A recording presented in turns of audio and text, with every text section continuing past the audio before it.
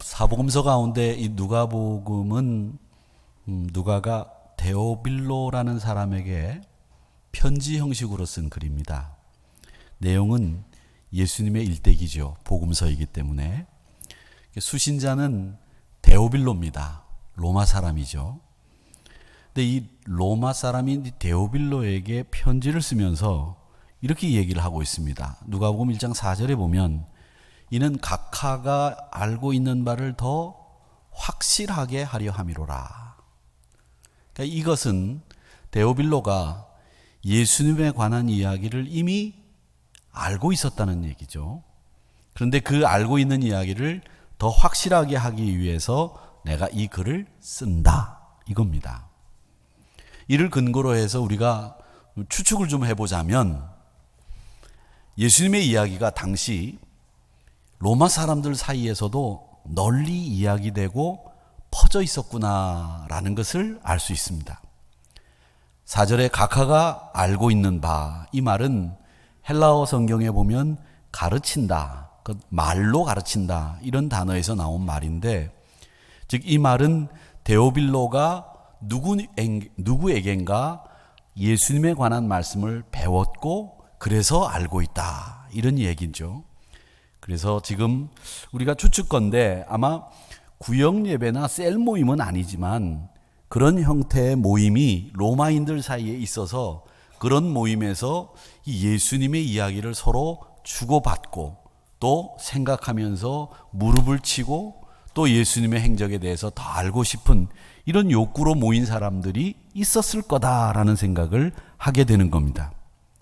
그래서 데오빌로에게 예수님의 이야기를 구체적으로 기록에 남기기 위해서 3절에 보면 데오빌로 각하에게 차례대로 써보내는 것이 좋은 줄 알았노니 이렇게 이야기를 하면서 예수님에 관한 정보를 아주 자세하게 차례대로 연대별로 활동하신 내용대로 잘 이야기할 터이니 들어보시기 바랍니다. 이렇게 시작을 하고 있습니다.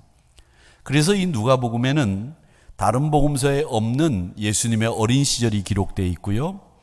예수님의 어머니 마리아가 친척 엘리자벳에게 가서 수태한 것을 축하하고 서로 화답하는 이야기가 실려 있고, 또 공생애를 시작하기 전에 마귀에게 시험을 받으셨다는 이야기도 차례대로 전개되어 있음을 알 수 있습니다. 저는 이런 이야기를 보면서 이 4장에 예수님이 시험 받으신 이야기가 기록되어 있는데, 예수님의 행적을 보면 예수님의 행적이 이 분기로 어떻게 보면 그 전환이 되는 포인트가 있습니다. 그 전환이 되는 포인트가 예수님이 요단강에서 세례 요한에게 세례를 받는 순간에 사생활에서 공생애로, 즉 목수의 아들 요셉의 아들로서 살던 때와 이제 하나님 나라를 위해서 광야에서부터 시작을 해서 갈릴리, 예루살렘까지 가는 그 공생의 기간의 생활이 이 요단강의 세례 요한의 세례로부터 분기점이 돼서 나누어집니다. 그렇듯이 예수님의 공생애가 본격적으로 시작하기 전에 예수님이 마귀에게 시험을 받으시는 이 장면은 우리에게 어떤 이야기를, 어떤 메시지를 주고 있느냐 생각해 볼 필요가 있다는 거죠. 왜 시험을 받게 하셨고 공생의 사역을 시작하게 하셨을까? 저는 이 이야기가 우리에게 주는 시사하는 바, 메시지가 있는데, 그건 뭐냐면 주의 일을 함에 있어서 시험을 통해서 경건의 훈련, 이게 우리에게 필요하다는 메시지를 주고 있다고 저는 생각합니다. 왜냐하면 이 시험을 통해서 경건한 생활을 영위하는 사람이 누릴 수 있는 덕목, 그게 바로 경건입니다. 시험을 통해서 우리가 누리는 덕목, 그게 경건이기 때문에 예수님이 사역을 하기 전에 시험을 받으셨다고 하는 이 이야기는 주의 일을 하는 누구에게나 제일 필요한 덕목은 뭐냐? 경건이라는 거죠. 거룩이라는 거죠. 하나님의 속성인 그 경건과 거룩이 없는 이상 주의 일을 하기가 어렵다는 메시지를 주는 것 아니겠느냐, 이런 생각을 해봤습니다. 그래서 주의 일을 하는 너희들, 주의 거룩함과 경건함으로 무장해야만 주의 일을 할 수 있다. 이런 메시지를 우리가 받아야 되겠다는 거죠. 여러분, 시험은 우리가 일상생활에서 참 많이 만나는, 실생활 속에서 우리가 많이 만나는 일입니다. 학교를 다닐 때는 중간고사 보고 기말고사 보고 수능시험 보고 시험이 없는 때가 없죠. 운전면허 시험이 저는 우리나라에서 얻은 유일한 국가 공인 자격 시험을 통해서 얻은 면허증이 있는데, 이게 우리 모통 한국 사람들이 갖는 이 국가 자격 시험 중에 제일 많이 시험 보는 게 운전면허 시험이죠. 시험은 두 종류가 있다고 제가 말씀드린 바 있습니다. 하나가 유혹입니다. 템테이션이라고 하는 거죠. 그리고 하나가 연단입니다. 테스트입니다. 근데 이 유혹이라고 하는 것은 하나님이 하시는 일이 아니라 마귀가 하는 일이라고 되어 있습니다.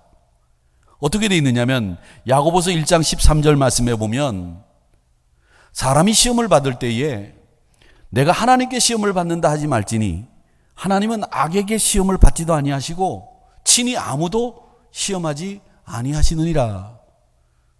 이 유혹은 하나님이 하시는 일이 아니라는 거예요. 마귀가 하는 거라고 분명하게 이야기를 해두고 있습니다.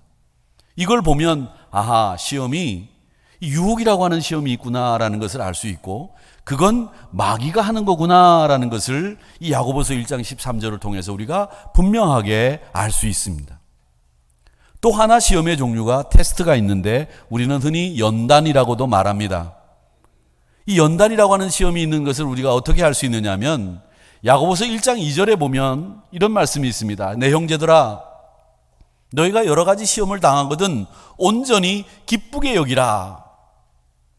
시험을 만났는데 기쁘게 여기라고 하는 이 말씀은, 이 시험이 우리를 유혹해서 죄에 빠지게 만드는 시험이 아니라 우리를 테스트하고 우리를 연단해서 우리를 더 한층 더 나은 신앙인으로 만들기 위한 업그레이드 시키려고 하는 하나님의 의도가 담겨 있는, 이것이 연단, 훈련, 이게 시험의 한 종류입니다.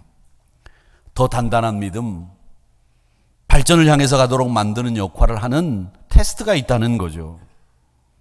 이렇게 종류가 두 가지가 있다는 것을 알 수 있고요. 또 이 말씀을 보면 이 마귀가 우리를 시험하는 공식이 있어요.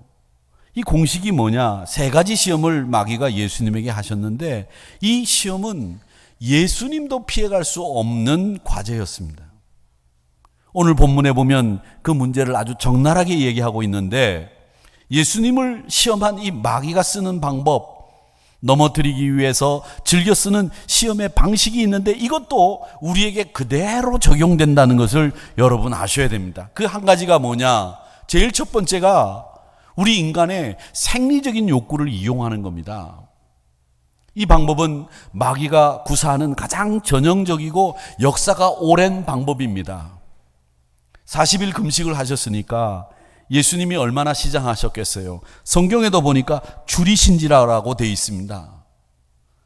우리가 배고프면 먹어야 되는 거죠. 졸리면 자야 되고, 이런 생리적인 욕구들을 이용해서 마귀는 시험한다는 거예요. 가장 오래된 방법, 전통적인 마귀가 쓰는 시험의 방법. 두 번째가 영적인 것을 이용하는 방법이 있습니다.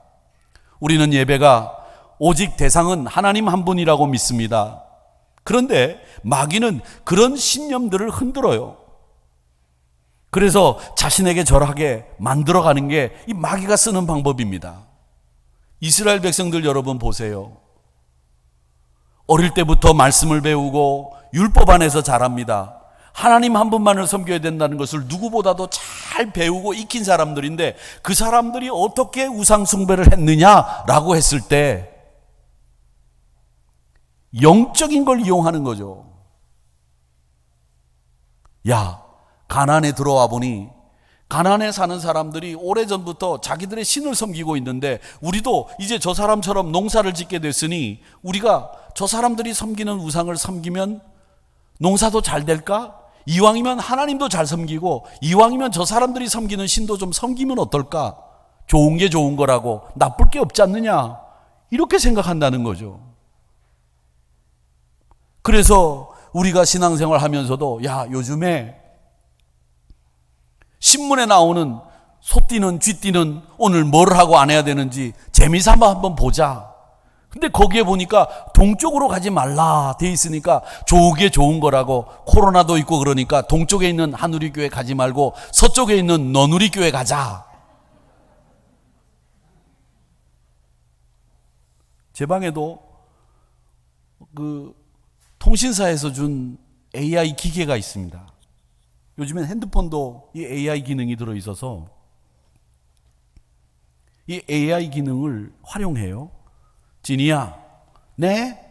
오늘 날씨, 오늘은 뭐 영상 몇 도고 최저기온은 몇 도고 뭐 미세먼지가 이렇고 저렇고 뭐 따뜻하니까 일교차가 심하니까 뭐 옷을 따뜻하게 입고 가세요. 뭐 그렇게 얘기를 쭉 늘어놔요. 그리고 난 뒤에 마지막에 이 녀석이 언젠가부터 저한테 오늘의 운세를 알고 싶으면 그냥 네라고 대답해 주시면 알려드리겠습니다. 그래서 시끄러! 했더니 딱 끊어지더라고요. 이게 언제부턴가 업그레이드 돼가지고 오늘의 운세까지 알려주겠다는 거예요. 지가 목사 집에 있는지도 모르고. 그런데 그 얘기를 듣고 싶은 게 우리 인간의 마음인데 그걸 이용하는 거예요, 마귀가. 이게 두 번째 쓰는 방법이고요. 세 번째, 우리 인간의 명예욕을 건드립니다. 성전 꼭대기에서 뛰어내리라고 유혹하죠. 나도 할 수 있어. 내가 어떤 사람인데. 이 오만함을 건드린 거예요. 그래서 이 오만함을 건드리고 자기 능력을 인정해주는 그 마귀 앞에서 인간으로 하여금 허세를 부리게 만드는 게 마귀의 시험 방법이에요. 예수님이 만약에 거기서 그래, 하나님이 우리 아버지신데 내가 여기서 뛰어내린다고 내가 죽을 것 같아? 너 그렇게 얘기하지 마. 뛰어내리셨다면 허세를 부리신 거죠. 물론 능력이 없어서 허세를 부린 건 아닙니다.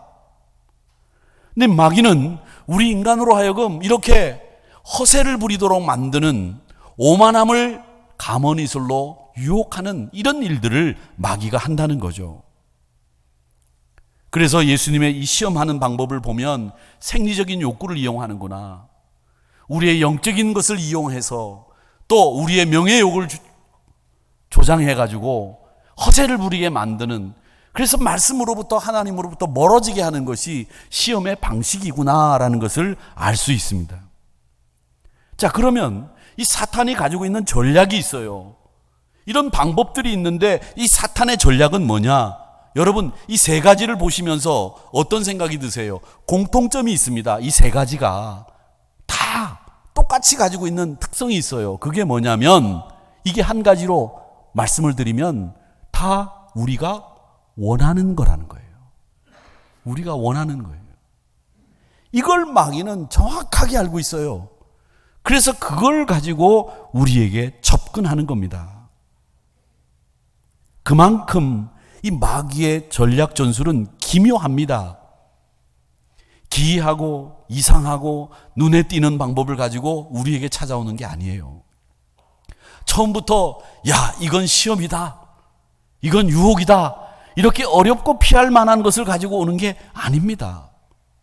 처음부터 너를 파멸시킬 거야, 너 여기 걸리면 이제 죽어, 이런 말을 하면서 다가오지 않아요.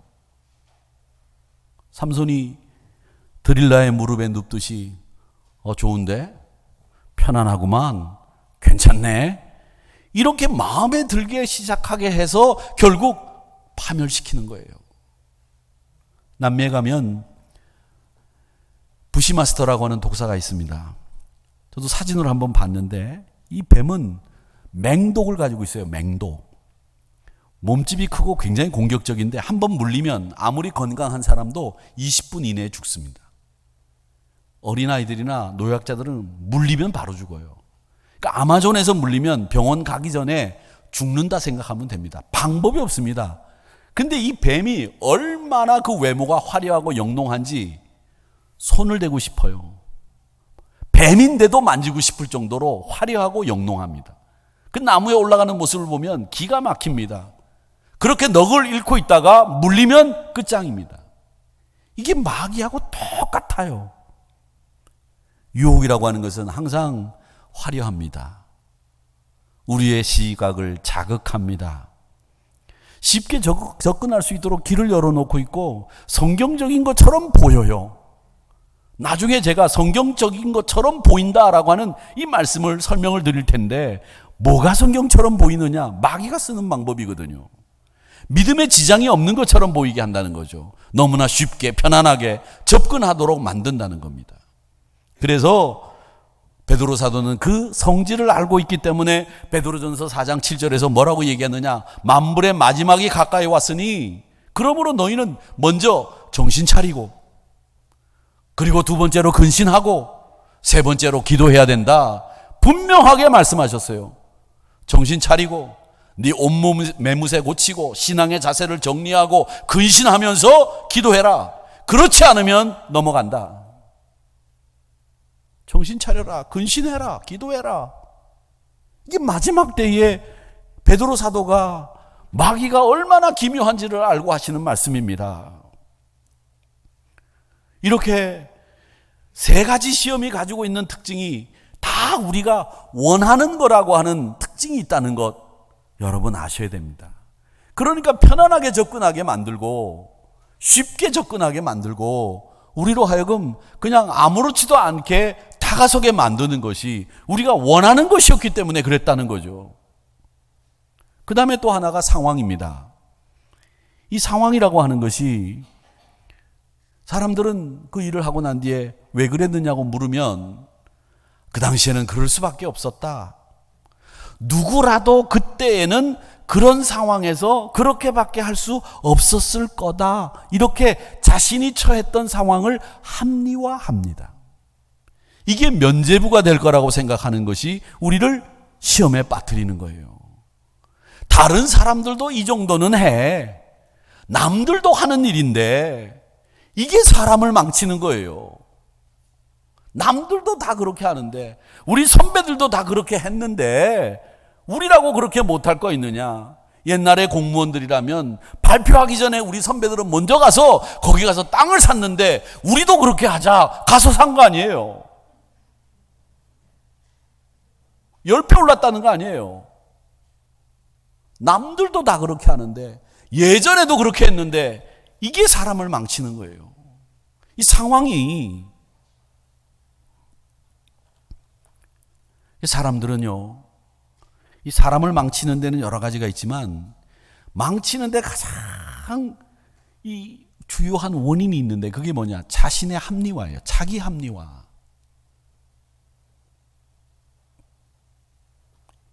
이부 예배 때 기도하신 장로님이 합리화에 대해서 제가 설교하기 전에 기도를 하셔서 제가 깜짝 놀랐어요. 뭐 장로님이 내 설교 원고를 보셨나?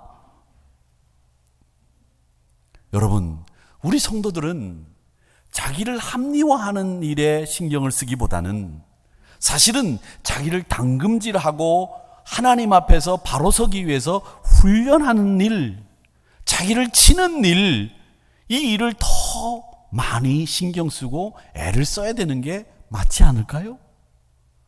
그런데 누구든지 요즘에는 다 그렇게 자기를 합리화하는 데는 이골이 나 있고 익숙합니다. 어쩔 수 없었어. 그땐 그런 거야. 이러다 보니까 우리가 시험을 이기지 못하고 이런저런 일에 휘둘리게 되는 건 아니냐. 상황이 중요한 게 아닙니다. 또 우리가 원하는 것을 그렇게 접근하기 쉽게 길을 열어놓고 있다는 그것을 우리는 잘 아시고, 이걸 유혹에 빠져서 죄에 빠지는, 유혹에 빠져서 죄로 가는 이런 상황이 아니라 이걸 반전시켜서 연단의 기회로 삼을 수 있기를 주의 이름으로 축원합니다. 그 상황을 나를 시험하여 연단의 기회로 삼는다면 그건 내가 사는 길이에요. 내가 사는 길이에요. 어떤 악의를 가지고 내게 다가오는 시험이 있을지라도 그걸 연단으로 바꾸는 순간에 우리는 이기는 거예요. 4절의 말씀처럼 떡으로만 사는 게 아니야, 이렇게 거절할 수 있는 믿음이 되는 거죠. 상황이 급하시면 급할수록 한 걸음 뒤로 물러서십시오. 여러분은 보통 사람들의 생각을 하는 사람들이 아니고요. 상식선에서 생각하는 사람들이 아니라 믿음의 선에서 생각하는 사람이라고 제가 말씀드리고 있고, 여러분은 하나님 나라를 생각하는 사람들입니다. 이 땅의 나라를 생각하는 게 아니에요. 어떤 구두쇠가 그렇게 기도했다죠. 하나님, 저는 천국에 갈 자격이 없는 사람입니다. 제가 아무리 생각해도 천국에 갈 수 없으니 하나님, 이 땅에서 오래오래 살게 해주세요. 그렇게 기도한다잖아요.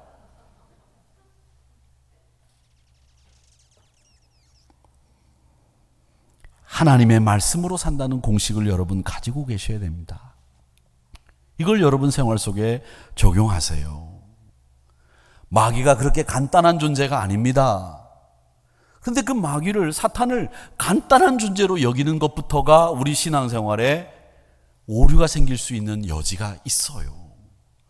마귀가 간단하지 않은 거, 왜 성경적인 것처럼 보이게 하느냐, 이걸 제가 지금 말씀드리려고 하는데, 보십시오. 마귀가 시험할 때 예수님이 말씀으로 이기세요.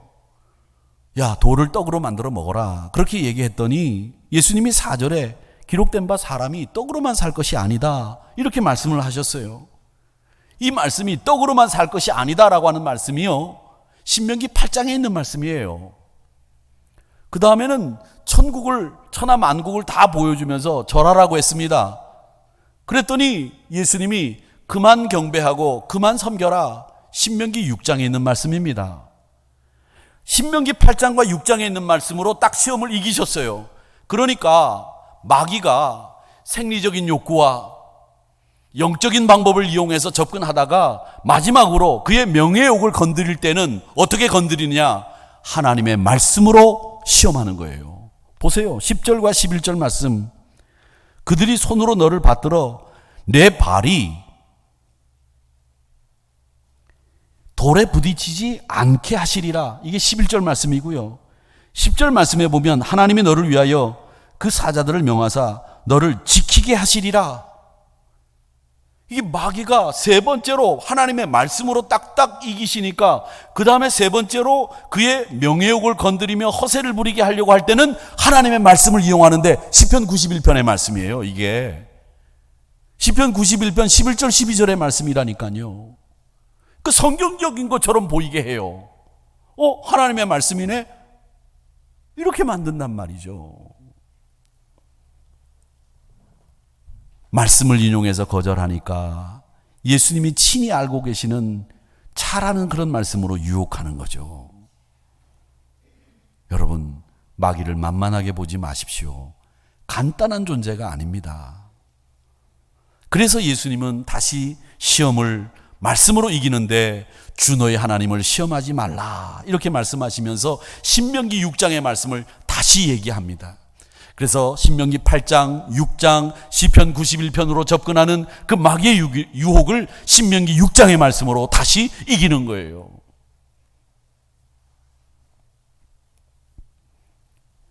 달콤한 유혹의 순간마다 예수님은 말씀으로 돌아가셨습니다. 상황만 놓고 보면 막 갈 수 있는 거예요. 그런데 말씀을 듣고 생각하면 우리의 판단이 쓰는 거죠. 그래서 성경으로부터 우리 삶을 진단하고 성경으로부터 하나님의 뜻을 읽어낼 수 있어야 이런 시험을 이기는 거예요. 그런데 마귀를 간단하게 생각하고 말씀만 있으면 되겠지, 아니에요. 말씀으로도 접근하잖아요. 성경적인 것처럼 보이거든요. 그것이 유혹의 시험이 되지 않고 우리를 연단하는 과정으로 만들어 가시기를 축원합니다. 여러분, 바닷가에 가보면 파도가 칩니다. 그 파도를 칠 때 넋놓고 앉아있으면 파도에 휩쓸리면 더 깊은 데로 가서 헤어나오지를 못하고 익사할 경우도 생겨요. 강물도 마찬가지입니다. 그 속에서 강물이 흐르는 그 물길이 달라요. 넋을 놓고 있으면 파도에 휩쓸리는 거예요. 그런데 그 파도가 치는 걸 보드를 가지고 서핑을 하면 그 파도를 즐길 수 있습니다. 그 파도를 통해서 여러분 서핑의 스킬을 발전시킬 수 있고, 파도가 도리어 우리의 건강에 유익함을 줄 수 있는 걸로 바꾸는 거예요. 그와 똑같은 원리입니다. 시험이 올 때 넋놓고 있다가 시험에 휩쓸리면 여러분 익사의 자리까지 가는 거예요. 그런데 그 파도를 내가 보드를 가지고 서핑을 하듯이 즐기면 우리 건강에도 유익하고 즐거움을 거기서 찾을 수 있는 것처럼 그 시험, 유혹을 연단의 기회로 만들어가는 여러분들이 되시기를 주의 이름으로 축원합니다. 그 파도가, 그 마귀가 얼마나 대단한지 베드로 사도는 5장 8절에서 뭐라고 말씀하십니까? 근신하라, 깨어라. 너희 대적 마귀가 우는 사자같이 두루다니며 삼킬 자를 찾는다 했습니다. 여러분, 우는 사자가 왜 울겠습니까? 먹이를 찾고 있는 거거든요. 먹이를. 지금도 마귀는 우리를 공격합니다. 의식주 문제로, 영적인 문제로, 우리의 명예욕을, 우리를 허세를 부리게 만듭니다. 내가 할 수 있다, 헌을 하게 만듭니다. 여러분에게 다가온 시험 무엇입니까? 자꾸만 여러분을 넘어지게 하는, 주저앉게 만드는 유혹이 뭡니까? 이걸 말씀과 기도로 이겨내시는 여러분 되시기를 주의 이름으로 축원합니다. 유혹은 하나님의 시험으로 바꾸셔서 보드를 가지고 그 파도를 즐기면서 건강의 유익함으로 바꿔나가는 시험으로 바꾸셔야 됩니다. 유혹이 아닌 하나님의 연단을 만들어 가시는, 하나님이 주시는 시험이라고 한다면 인내함으로 감당하시는, 그래서 그것으로 온전히 기뻐하며 여러분의 산소망을 만들어가는 시험이 되기를 주님의 이름으로 축원합니다.